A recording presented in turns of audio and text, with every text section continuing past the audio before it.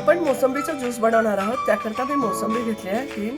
आता ह्याचं वरचं साल वगैरे काढून मधलं घर आहे ते काढून आपण साईडला करून घेऊया. पुढची प्रोसेस पाहूया. आपण मोसंबीचं सोलून घेतली आहे आणि अशा पद्धतीने सगळे बी पण काढून घेतले मी आणि अशा पद्धतीने केलं आहे काप. आता ते मिक्सरच्या भांड्यामध्ये टाकून मी 2 मध्ये डिवाइड करते. 2 वेळा करण्यासाठी साखर 1 चमचा टाकून देते. तुमच्या आवडीनुसार म्हणजे गोड किती हवं आहे तसं टाकून घ्या. आपण ह्याला मिक्सर करून घेणार आहोत.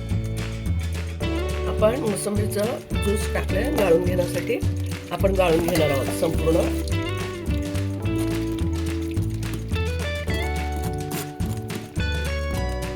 आपण मोसंबीचा ज्यूस तयार करून घेतला आहे, गाळून घेतला आहे. असा थोडं 2 आईस टाकलं त्याच्या ग्लासात आपण सर्व करून घेऊ.